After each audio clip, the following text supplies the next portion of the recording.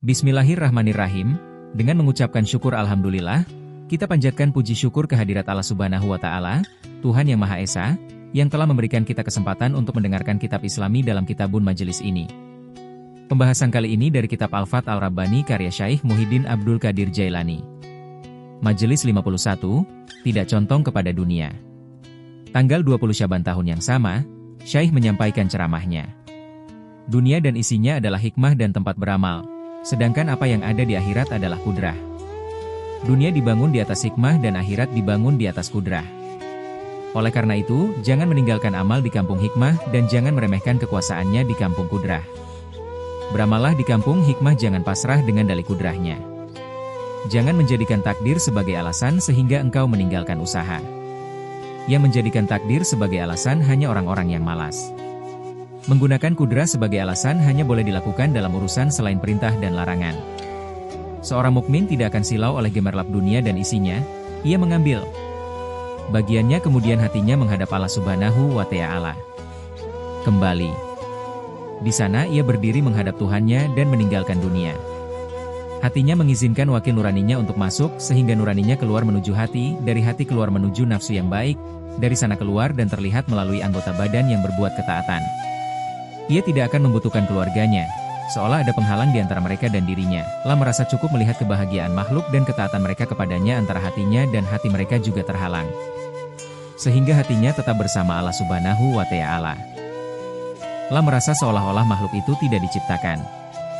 Lah menjadi objek dan Allah menjadi subjek, dia mencari Tuhan yang dicarinya, Allah menjadi asal dan ia menjadi cabang. Ia menyembunyikan diri dari makhluknya. Kemudian jika dia menghendaki, maka dia akan menghidupkannya. Quran Surat Abasa 22. Dia berada di antara mereka demi kemaslahatan mereka dan memberikan hidayah kepada mereka.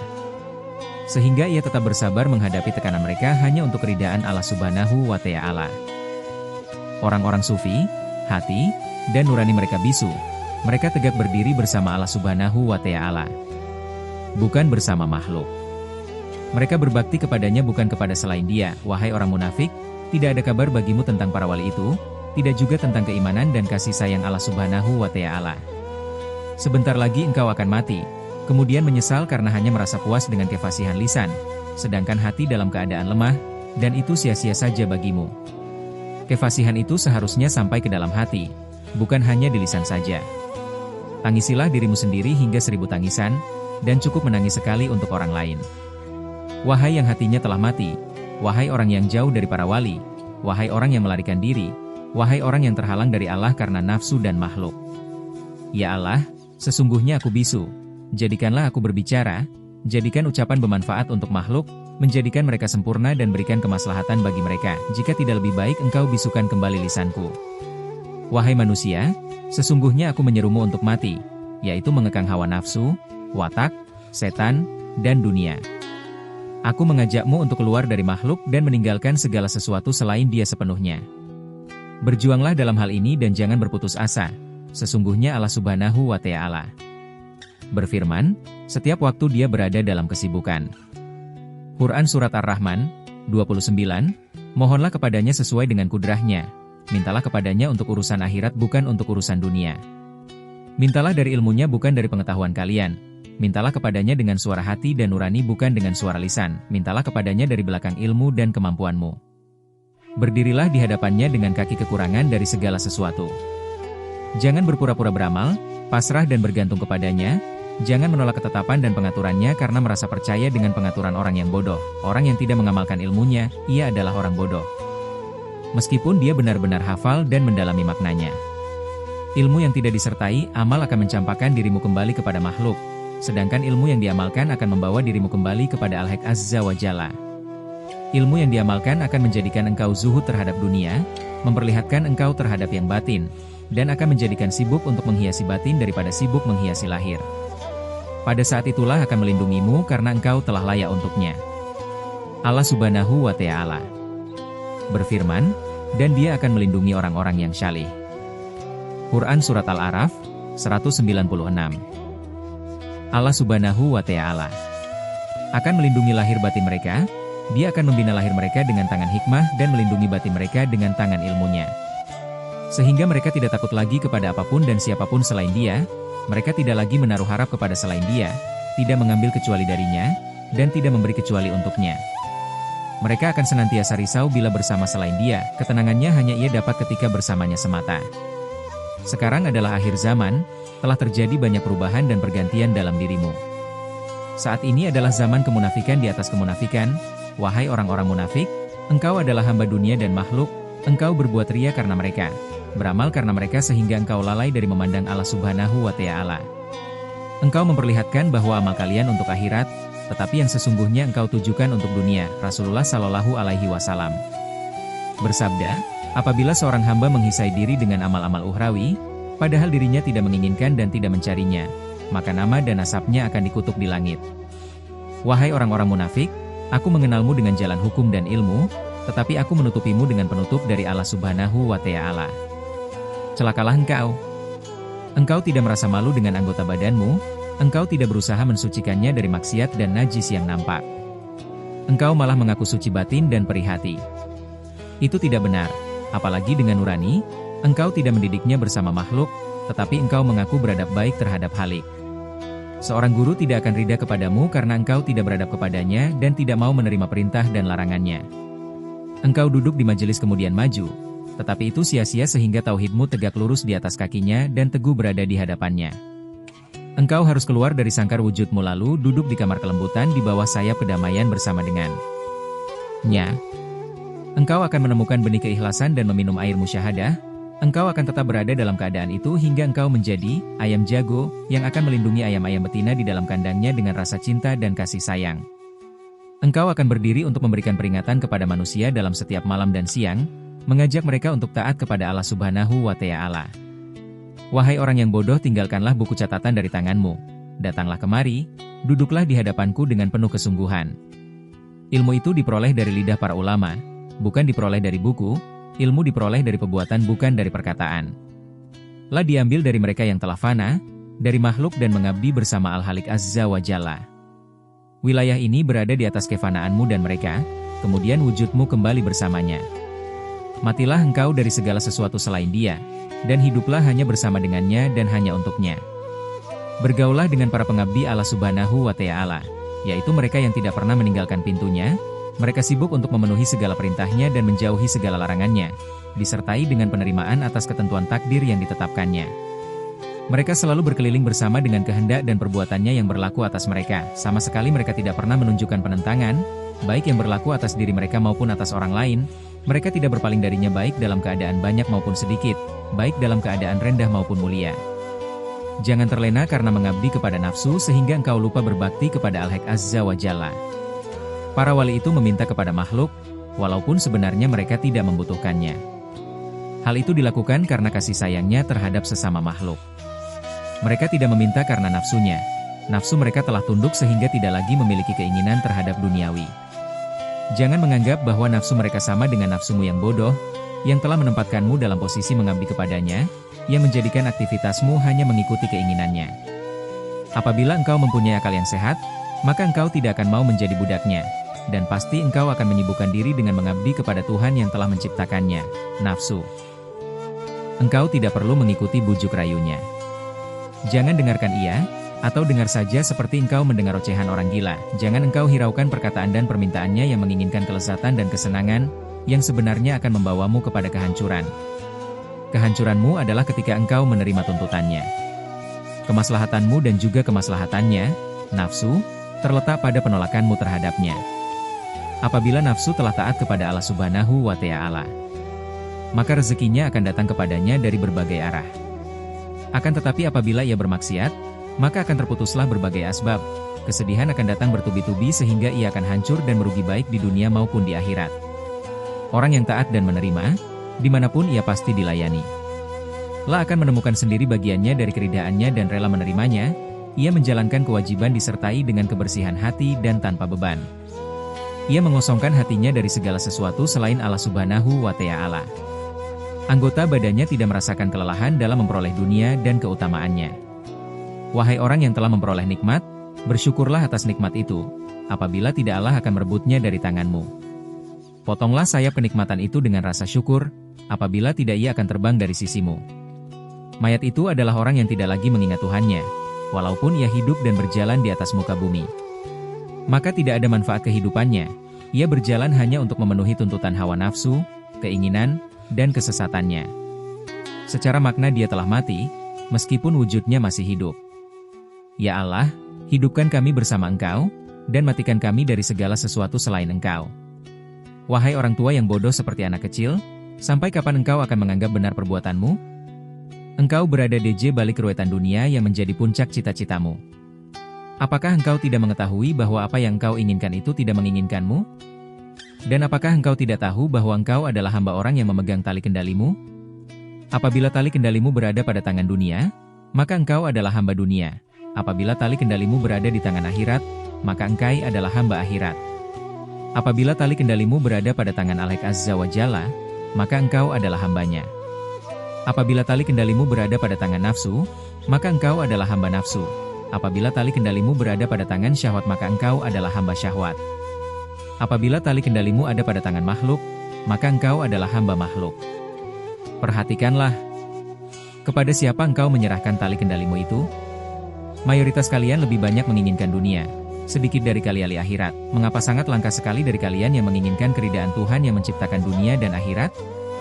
Pergaulilah orang-orang yang langka itu dengan perilaku yang baik, jangan membangkang, menentang atau mencelanya, karena hal itu akan membawamu kepada kehancuran. Jadilah sebagai orang-orang yang berakal, engkau telah memusuhi Allah dengan amalmu yang sesungguhnya amal itu tidak lebih berat dari 11 sayap nyamuk.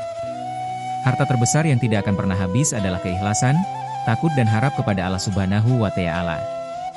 Dalam setiap keadaan, engkau harus mempertahankan keimanan sehingga dia akan menghampiri. Apabila engkau menemukan salah seorang di antara para wali itu, maka jagalah sikapmu, sebaiknya engkau diam untuk sesuatu yang tidak engkau ketahui. Jangan menunjukkan sikap menentang kepadanya, jangan melukai hatinya dengan ada yang buruk. Berserah diri kepada sesuatu yang tidak engkau ketahui, itulah hakikat Islam. Wahai orang-orang yang lemah keyakinan, tidak ada dunia ataupun di akhirat di sisimu. Hal itu sebagai akibat dari buruknya adabmu di sisi Allah Subhanahu wa Ta'ala, serta akibat dari buruknya prasangkamu terhadap para wali dan para wali abdal yang ditempatkan oleh Allah Subhanahu wa Ta'ala. Mereka mengemban tugas para nabi, mereka telah dijadikan fana dari hawa nafsunya dan menegakkan mereka di hadapannya. Allah Subhanahu wa Ta'ala membersihkan hati mereka dari segala sesuatu selain Dia, menjadikan dunia, akhirat dan makhluk berada di tangannya saja, memperlihatkan kekuasaannya, mengajarkan hikmahnya, ilmunya dan memberikan kekuatannya untuk mereka. Mereka meyakini kebenaran kalimat La haula wa la quwata illa billahil alil azim. Tidak ada daya dan kekuatan melain dengan pertolongan Allah yang maha tinggi lagi maha agung. Mereka meniadakan daya dan kekuatan mereka dan semua makhluk, lalu bergantung kepada kekuatan Allah Subhanahu wa Ta'ala. MUAJ memanjatkan doa berikut, Ya Allah, apabila Engkau tidak berkenan melakukan apa yang aku inginkan, maka sabarkanlah aku atas apa yang Engkau kehendaki. Wahai muridku, ridha atas ketetapan takdir lebih baik daripada memperoleh dunia tetapi disertai penentangan terhadap takdir. Manisnya keridaan itu lebih manis terasa di hati para siddiqin, daripada melajur keinginan syahwat dan kesenangannya. Hal itu lebih manis bagi hati mereka daripada dunia dan seisinya, karena ia menyejukkan kehidupan dalam setiap keadaan. Berbicaralah kepada manusia dengan lisan, ilmu, amal yang disertai dengan keikhlasan. Jangan berbicara dengan lisan dan ilmu tanpa disertai dengan pengamalan. Karena itu akan sia-sia saja bagimu apalagi bagi orang lain. Rasulullah Shallallahu Alaihi Wasallam bersabda, jika ilmu itu dipanggil dengan amal maka ia akan memenuhi panggilan itu, jika tidak maka ia akan pergi darinya. Yang dimaksud adalah bahwa keberkahan ilmu akan hilang, yang ada justru ia akan menuntut, ia akan menjadi orang alim yang dituntut oleh ilmunya. Yang tersisa hanya batang pohon saja, sedangkan buahnya tidak ada sama sekali.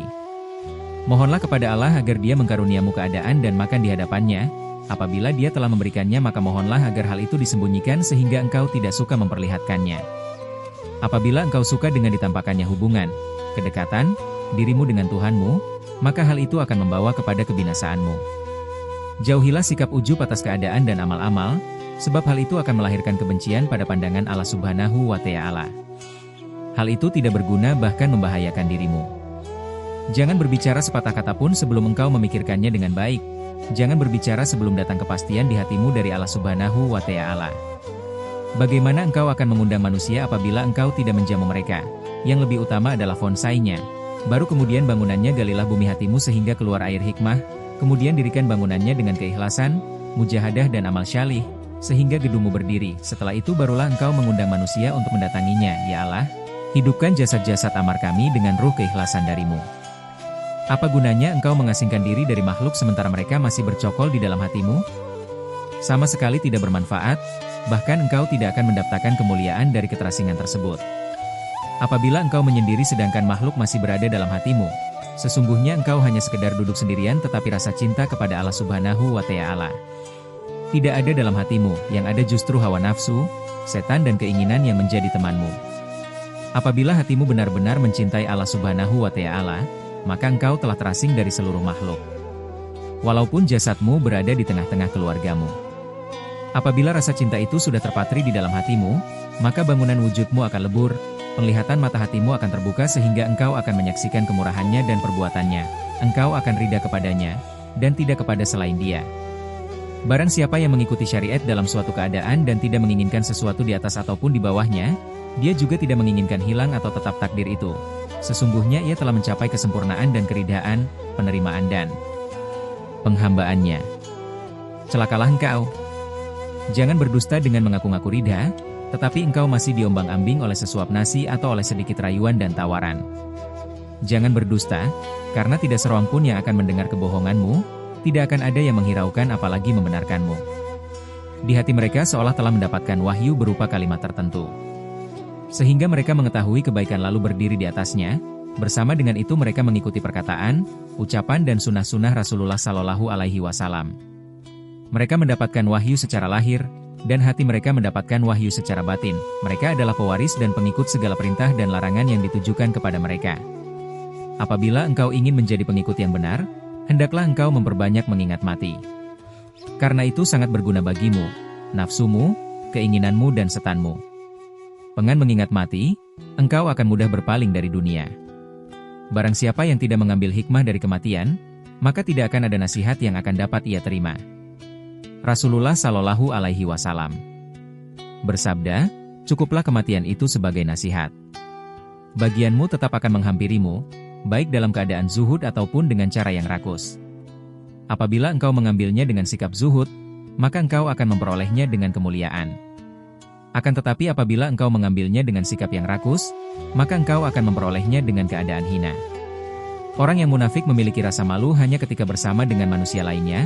Apabila dia menyendiri, rasa malunya pun tidak ada. Celakalah engkau. Apabila keimananmu telah kokoh dan engkau benar-benar yakin bahwa dia selalu melihatmu, dekat dan mengawasimu, tentu engkau akan merasa malu kepadanya. Yang aku katakan kepada kalian adalah kebenaran.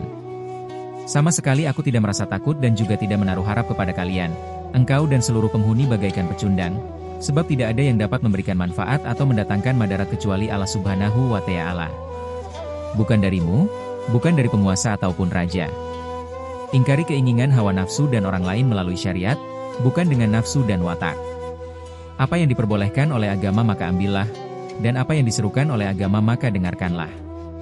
Wahai muridku, janganlah engkau mengingkari orang lain dengan berlandas kepada nafsu dan keinginanmu, tetapi ingkarilah dengan keimananmu. Sungguh hanya keimanan yang seharusnya mengingkari, keyakinan yang dapat menghilangkannya, dan Allah Subhanahu wa Ta'ala yang menolongmu. Allah Subhanahu wa Ta'ala berfirman, apabila Allah Subhanahu wa Ta'ala menolongmu, maka tidak ada orang yang dapat mengalahkanmu. Quran Surat Ali Imran 160, dalam ayat lain Allah juga berfirman, apabila kamu menolong agama Allah, maka dia akan menolongmu dan meneguhkan langkah-langkahmu. Quran Surat Muhammad 7. Apabila engkau mengingkari nafsu dan makhluk karena Allah Subhanahu wa Ta'ala, maka dia akan membantumu untuk mengendalikannya dan menghilangkannya. Allah Subhanahu wa Ta'ala akan menolongmu dari ulah mereka yang menyakitimu. Namun, apabila engkau mengingkarinya karena hawa nafsu, keinginan, setan, dan watakmu, maka dia akan menghinakanmu dan tidak akan pernah menolongmu, dan engkau pun tidak akan sanggup menghilangkannya. Hendaklah engkau mengingkari hal itu hanya karena Allah Subhanahu wa Ta'ala. Bukan karena makhluk, yakni karena agamanya, bukan karena nafsumu, untuknya bukan untukmu. Tanggalkanlah kegilaanmu, murnikan keikhlasan dalam amal-amalmu. Kematian selalu mengintaimu, dan engkau pasti akan melewati jembatan kematian itu. Lepaskanlah sikap rakusmu. Sesuatu yang telah ditetapkan untukmu akan datang kepadamu. Sibukkanlah dirimu dengan Allah Subhanahu wa Ta'ala. Dan tinggalkanlah pencarian untukmu dan untuk orang lain. Allah Subhanahu wa Ta'ala berfirman kepada nabinya, "Janganlah engkau mengarahkan pandangan kedua matamu kepada pasangan yang telah kami berikan kepada mereka sebagai hiasan kehidupan dunia untuk kami uji mereka di dalamnya." Yang paling berat dan menyedihkan bagi orang yang telah mengenal Allah Subhanahu wa Ta'ala adalah berbincang dan duduk-duduk bersama dengan makhluk. Oleh karena itu, hanya satu orang dari 1000 orang arif yang mau berbincang-bincang bersama makhluk. Tentu saja untuk itu ia membutuhkan kekuatan para nabi. Bagaimana tidak? Karena ia harus berhadapan dengan jenis makhluk bergaul dan bercampur dengan mereka yang berakal dan juga tidak berakal sama sekali. Lah mesti duduk bersama dengan orang munafik dan juga bersama dengan orang-orang mukmin. Demikianlah, ia harus menghadapi ujian besar yang harus disikapi dengan kesabaran. Sehingga pada akhirnya dia akan terpelihara dan ditolong. Karena ia mengikuti perintah Allah Subhanahu wa Ta'ala. Ketika harus berbicara dengan makhluk, ia tidak berbicara berdasarkan nafsu, keinginan, pilihan, dan wataknya. Lah melakukannya karena terpaksa sehingga ia dijaga. Apabila engkau ingin mencapai marifat kepada Allah Subhanahu wa Ta'ala, lepaskanlah belenggu kekuasaan makhluk dari dalam hatimu. Hanya dengan begitulah engkau akan mencapainya. Celakalah engkau. Dunia boleh saja di tanganmu atau berada di sakumu untuk engkau simpan dan pergunakan dengan niat yang baik. Tetapi, jangan meletakkannya di dalam hati. Engkau boleh menyimpannya di luar pintu, tetapi jangan memasukkannya ke dalam pintu. Karena hal itu, tidak akan melahirkan kemuliaan bagimu. Apabila seorang hamba telah meninggalkan dunia dan makhluk, maka seolah-olah dia tidak memiliki dan tidak ada. Batinnya tidak akan terguncang dengan datangnya ujian. Pada saat datang perintah Allah Subhanahu wa Ta'ala, maka dia menaatinya. Ketika datang larangannya, maka dia meninggalkannya. Dia tidak menginginkan sesuatu dan tidak bersikap rakus terhadap sesuatu, ia mengembalikan segala sesuatu kepada hatinya. Di manakah posisimu di antara mereka, wahai pengkhianat ilmu dan amal? Wahai musuh-musuh Allah dan Rasul-Nya, wahai orang-orang yang memutuskan diri dari hamba-hamba Allah, engkau berada dalam kezaliman dan kemunafikan yang nyata. Sampai kapankah kemunafikan ini bertahta, wahai para ulama dan orang-orang zuhud? Berapa banyak engkau bersikap munafik melalui raja-raja dan para penguasa? Engkau mengambil kehinaan, kelezatan, dan kesenangan dunia? Engkau dan mayoritas raja-raja di zaman ini berada dalam kezaliman, berkhianat terhadap harta yang Allah Subhanahu wa Ta'ala titipkan kepada hambanya.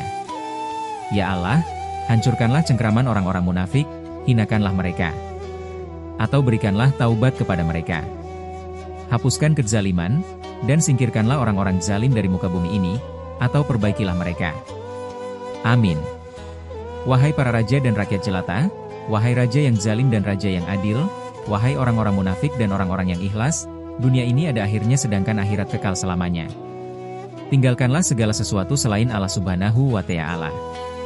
Dengan mujahadah dan sikap zuhudmu, bersihkan hatimu dari selain Allah Subhanahu wa Ta'ala.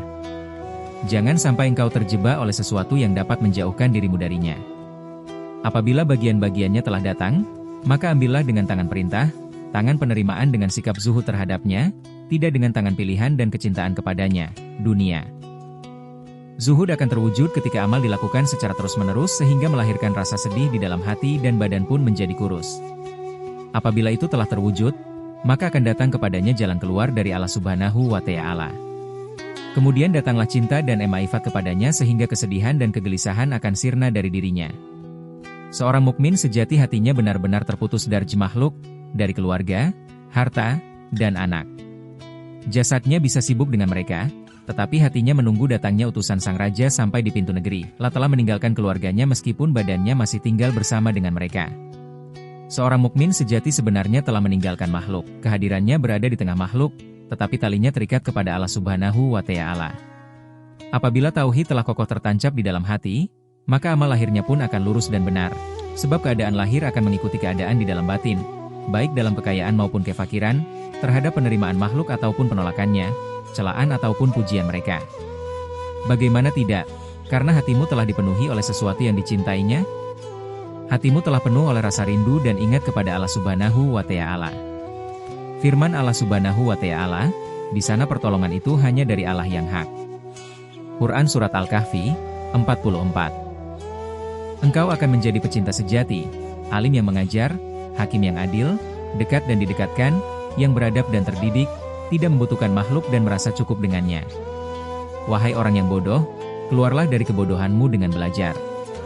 Sungguh engkau telah mengabaikan belajar, engkau terlalu sibuk untuk mengajar. Jangan bersusah payah, karena engkau tidak dapat memberikan kebahagiaan kepada siapapun.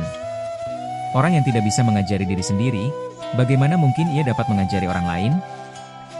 Wahai manusia, jangan meremehkan kekuasaan Allah Subhanahu wa Ta'ala, sehingga engkau bertemu dengan orang-orang kafir. Terapkanlah hukum sehingga amal itu yang akan menemui mereka. Apabila benar terbukti bahwa engkau telah beramal, maka engkau akan menyaksikan kekuasaannya. Pada saat itulah, wujud alam ini akan berada di tangan hati dan nuranimu.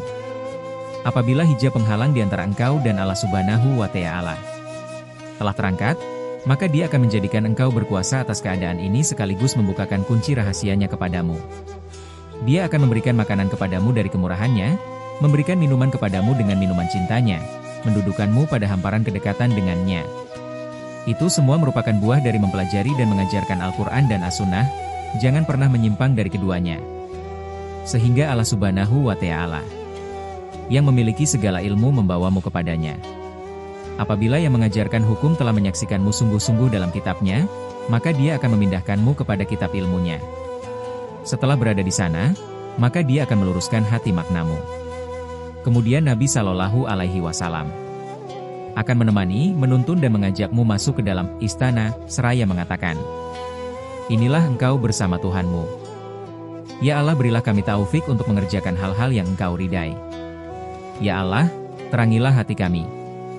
Tunjukkanlah ia kepada MU, sucikanlah nurani kami, dan dekatkan ia kepada MU. Ya Allah, tunjukilah hati kami untuk sampai kepadamu. Ya Allah, anugerahkan kepada kami ilmu dan keikhlasan dalam mengamalkannya. Ya Allah, lunakkanlah hati kami untuk menerima keputusan dan takdir MU. Ya Allah, marifatkan kami kepada Engkau sehingga kami dapat mengenal Engkau. Ya Allah, fanakanlah kami dari segala sesuatu selain Engkau, pertemukan kami dengan Engkau. Ya Allah, berilah kami manfaat dari apa yang kami katakan, dan berilah mereka manfaat dari apa yang mereka dengar dariku. Ya Allah, anugerahkan kepada kami penerimaan atas takdir MU dalam setiap keadaan. Ya Allah, bantulah kami untuk memerangi nafsu kami. Ya Allah, tolonglah kami dengan ketaatan kami kepada MU, dan jangan hinakan kami dengan kemaksiatan yang kami lakukan. Ya Tuhan kami, berilah kami kebaikan dunia dan kebaikan akhirat, dan peliharalah kami dari siksa api neraka.